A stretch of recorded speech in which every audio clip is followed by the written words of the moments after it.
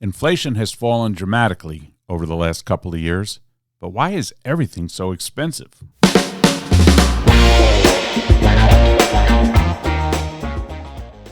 Welcome to another episode of Millstone River Live, a podcast brought to you by Millstone River Wealth Management.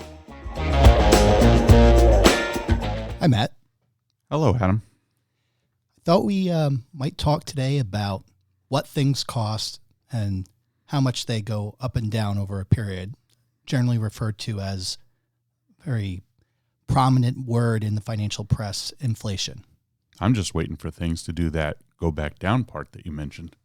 Well, think about where we started from. 2 years ago, inflation reached an eye-popping 9.1% year over year.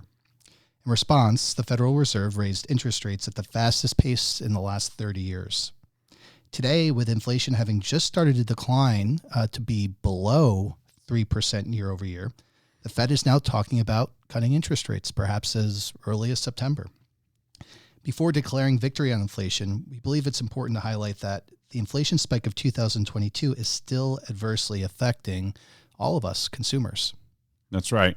And actually, what often gets overlooked, and I think why you suggested we talk about this today, people forget inflation is a measure of how much prices change over time, but it does not measure the price level over time.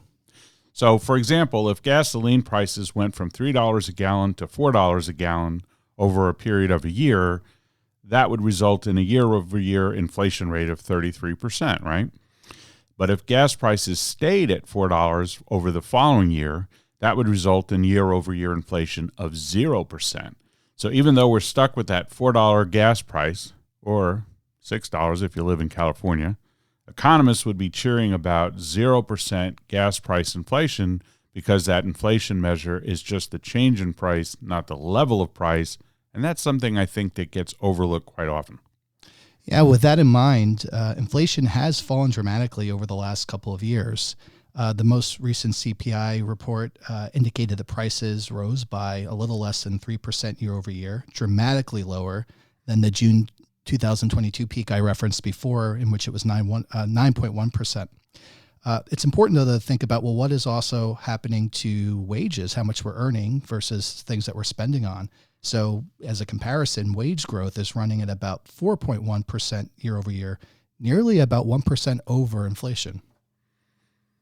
So when we think about that 2022 spike that you mentioned, where inflation peaked at about 9.1%, it has impacted consumers. And we know that the consumers have experienced that cumulative growth of both inflation and wages over these last 3 years or so. And we see inflation and wages grew at a similar rate for the first half of 2021. But then inflation accelerated sharply until about mid-year 2022. And what that did was it created a significant gap between inflation and wages. Now, thankfully, that gap has closed over the last year or so as inflation has come down and wage growth has stayed elevated. And of course, we're recording this in mid-August of 2024. So if you're listening to the podcast later on, these numbers might seem a little askew. But you can tell over the last 3 years or so that prices or inflation have risen more than wages. And while we should be happy that inflation has declined, it'll take consumers a few years to fill that hole in their spending power. Exactly. And it's that catch-up effect. I think that's what we're all feeling, whether we're at the grocery market or making a major purchase, is, wages are outpacing inflation, but it'll take some time before we get back to sort of more equilibrium price levels. Yeah. So, the key takeaways here as we're talking about inflation is, it has fallen dramatically, and we should be thankful that it has over the last 2 years or so. However, it's important to remember what inflation is. It measures the change in price, not the level of price. So we haven't seen a decrease in prices. That would be deflation. And that would be sort of a sign that the economy might be in trouble, and it's good that we haven't seen it.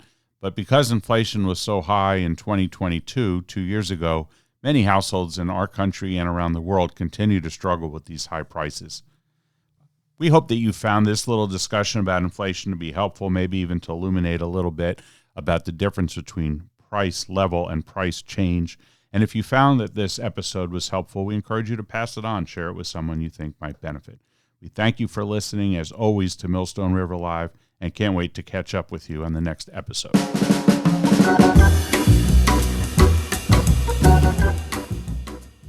We hope you've enjoyed this episode of Millstone River Live. Feel free to share it with someone you think might benefit. Millstone River Wealth Management is an independent wealth management firm based in New Jersey. We form a supportive partnership with our clients and help with financial education and planning. We welcome your feedback. Send comments or questions to podcast@millstone-river.com. More information about our firm can be found online at millstone-river.com. Thanks for listening.